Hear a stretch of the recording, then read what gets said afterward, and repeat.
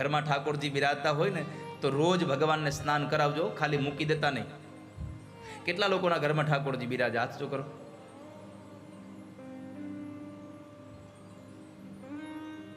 ઘરમાં બધાને લાલો જોઈ છે, આ લાલો કોઈ નથી રાખો ઘરમાં. આ લાલો ઘરમાં રાખશો ને તો સાચો આનંદ મળશે. જેટલા લોકોના ઘરમાં ઠાકોરજી બિરાજે છે એ બધાને મારી પ્રાર્થના છે, નિત્ય ભગવાનને સ્નાન કરાવજો, નિત્ય ઠાકોરજીને શૃંગાર કરજો. અને જેટલા લોકોના ઘરમાં નથી તો એને મારી કરબદ્ધ પ્રાર્થના છે કે અનુકૂળતા હોય તો ઠાકોરજીને લઈ અને તમારા ઘરમાં પધરાવજો. તમે 7-8 દિવસ ઠાકોરજીની સેવા કરો, પછી તમે જુઓ ઠાકોરજીની સેવા વગર તમારું મન નહીં લાગે ક્યારે. ભગવાનને શૃંગાર કરો અને પ્રભુના શૃંગારમાં કોઈ દિવસ ક્યારેય પણ જરાય લોભ કરવો નહીં. ભગવાનની સેવામાં કોઈ દિવસ લોભ ન કરવો. માણસ પોતાના કપડામાં લોભ કરે તો ભગવાનના વસ્ત્રોમાં લોભ કરાય. આપણે હજારો રૂપિયાના કપડાં આવે, એ કપડાં પહેરવા હોય મોંઘા, અને ભગવાનને વાઘા આપણે સસ્તા પહેરાવા હોય. પ્રભુને સારામાં સારા વસ્ત્રો ધારણ કરાવો. અને ભગવાનને જ્યારે તમે સારામાં સારી રીતે શણગારશો ને તો હું ભરોસા સાથે કહું છું, તમારી આખી જિંદગી ઠાકોરજી શણગારી દેશે. તમે ભગવાનને શણગારો તો ઠાકોરજી તમને શણગારી દેશે. થોડું ઘણું કેસર લઈ આવીને ભગવાનને કેસરવાળું જળ બનાવી ઠાકોરજીને એના ઉપર અભિષેક કરો. પરમાત્માને ચંદન લગાડો. આ શિયાળાનો સમય હોય તો ઠાકોરજીને ચંદનનો લેપ કરવો જોઈએ. માણસ ભગવાનને ચંદનના વસ્ત્રો ધરવામાં આવે તો ઠાકોરજી રાજી થાય.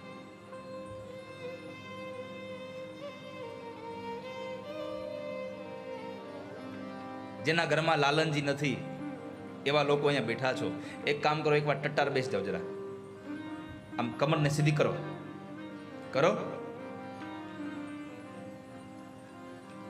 બરાબર ટટ્ટાર બેસી ગયા ને? હે, બે હાથને ખાલી જોડી દો. આ સોફા વાળા ટેકો કાઢ નાખજો ઘડી. હા બસ ટટ્ટાર બેસો.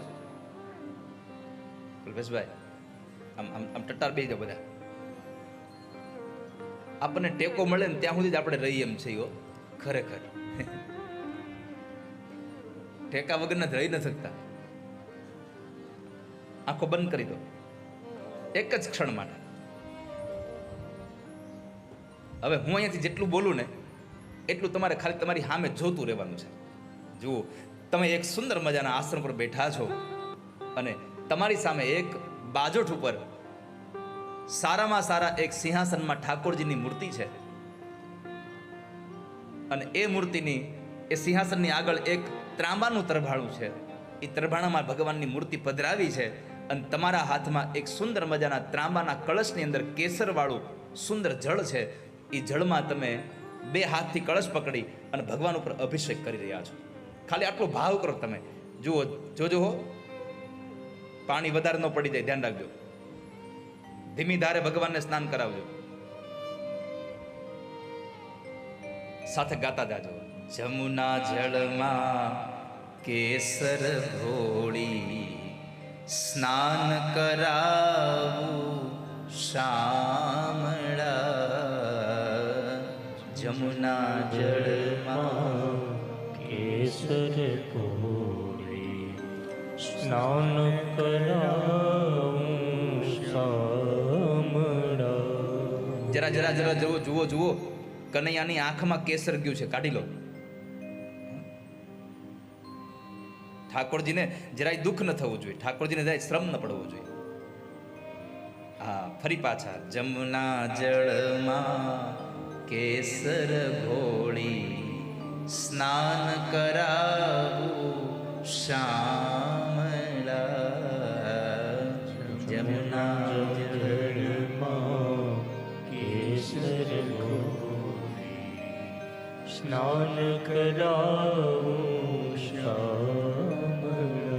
હવે તમારા ડાબા હાથની હથેળીમાં ઠાકોરજીને લઈ લીધા છે, જમણા હાથથી, અને ઠાકોરજીને જરાક આમ પકડી રાખીને ભગવાનનું સ્વરૂપ પડી ન જાય એટલા માટે હાથમાં પકડી રાખીને જમણા હાથથી ભગવાનને તમે અભ્યંગ લગાડી રહ્યા છો. જેમ તમે પોતાના શરીરમાં જેમ સાબુ શેમ્પુ ઘસો છો ને એમ ભાવથી હલકે હાથે અંગો ચોળી લાડ લડાવું શ્યામળા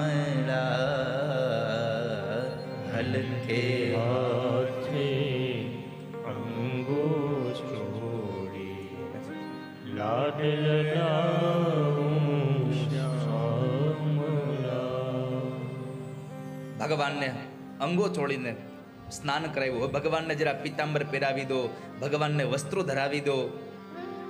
પરમાત્માને ફરી પાછા વસ્ત્રો પહેરાવ્યા પછી ભગવાનને ફરી પાછા સિંહાસનમાં પધરાવી દો અને સિંહાસન તમારી નજીક થોડુંક લઈ લો, દૂર લાગતું હોય તો નજીક લઈ લો. હા, હવે ભગવાનને ગળામાં કંઠમાં ભગવાનને માળા પહેરાવો. ઠાકોરજીને સુંદર મજાનો હાર ધરાવ્યો છે. ભગવાનને સુંદર મજાનું કંઠાભરણ, જે પેલા બેનો અત્યારે નથી અહીંયા ગળામાં ચીપો ચીપમ પહેરતા, એવું ભગવાન કેદું ના પહેરતા હતા. હા, એનું તો તમે તો હું નામ દેતા છો, મને નથી આવડતું, પણ ઠાકોરજી માટે એને કંઠાભરણ કહેવાય. એ કંઠાભરણ ભગવાનને ગળામાં પધરાવ્યું છે. પછી ભગવાનને એક લાંબો હાર આપ્યો છે અને એ હાર આપ્યા પછી ભગવાનને ગુંજાની માળા એટલે કે ચણોઠીની માળા તમે પહેરાવો ભગવાનને. એક સફેદ છે, એક લાલ છે, આવી ભગવાનને પરોવેલી એ ચણોઠીની માળા પરમાત્માને પહેરાવી.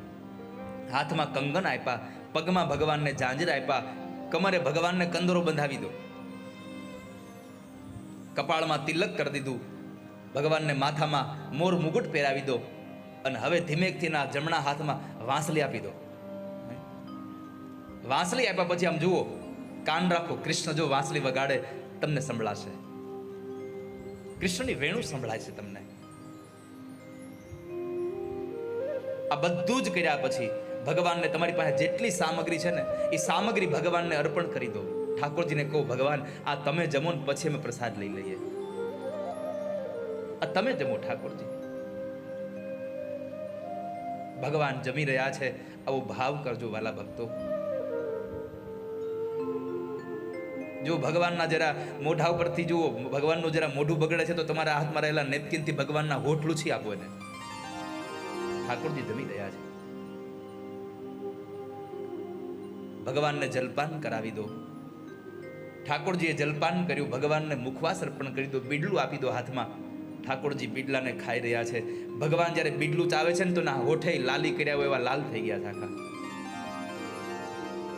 ભગવાને પાનનું બીડલું આરોગ્યું છે અને પછી બે હાથ જોડીને કનૈયાને પૂછો તો, પ્રભુ એક વાત કહું, સામેથી અવાજ આવશે બોલો, અને ત્યારે જ્યારે સામેથી પૂછે ને કે બોલે ત્યારે પૂછજો એને, બોલ કનૈયા બોલ તુજે મેં कौन सा भजन सुनाऊं, बोल कन्हैया बोल तुम्हें कौन सा भजन सुना. કનૈયાને પૂછો, પ્રભુ તમારે કયું ગીત સાંભળવું છે, હું તમને ગીત સંભળાવું. પ્રભુ બોલ કનૈયા બોલ તુજે મેં કौन सा ગીત સુનાऊं. અને પ્રભુ હારે બતાવી દેજો હો, ऐसा कोई राग बता दे तू नाचे में गाऊं, ऐसा कोई राग बता दे તું નાચે મેં. ખાલી એટલી કલ્પના કરો કે તમે ગાતા હોય અને એ સિંહાસનમાંથી ઉતરીને કૃષ્ણ નાચતા હોય તો કેવો ભાવ જાગે તમને. ऐसा कोई राग बता दे तू नाचे में गाऊं, ऐसा कोई રાગ બતા દે તું નાચે મેં ગાઉં. ભગવાન પાસે એવું ગીત ગાઓ, કૃષ્ણ નાચતા હોય અને તમે નાચતા કૃષ્ણને જોઈને તમારી આંખોમાંથી દળ દળ અશ્રુની ધારા વહેતી હોય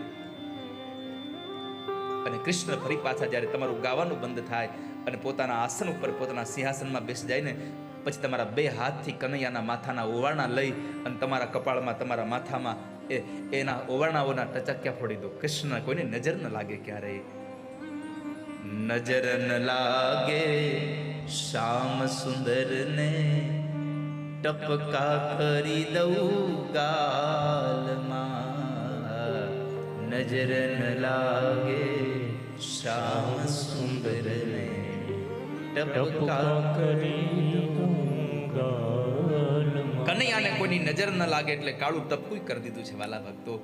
હે? હવે એકદમ ધીમેથી આંખ ખોલીને કૃષ્ણની સામે જુઓ તમે. શું કનૈયો તમારી સામે બેઠો બેઠો હસી રહ્યો છે.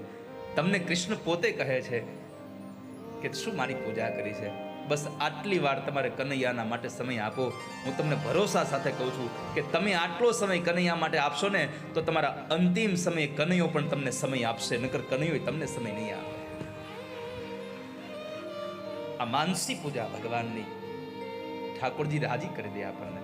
હવે સાચું બોલજો, તમારા હૃદય ઉપર હાથ રાખીને કેટલો આનંદ થયો તમને પૂજા કરવાનો. હે? તો હવે એટલું કરજો કે આ માનસી પૂજા કરી તો આટલો આનંદ થયો, તો હવે ઘરે ઘરે ઠાકોરજી બિરાજમાન થાય, ઘરમાં લાલનજી પધારે અને એ લાલનજીને રોજ એક દામોદર સ્તોત્રનો પાઠ સંભળાવજો. રોજ દામોદર સ્તોત્રનો પાઠ સંભળાવજો એને.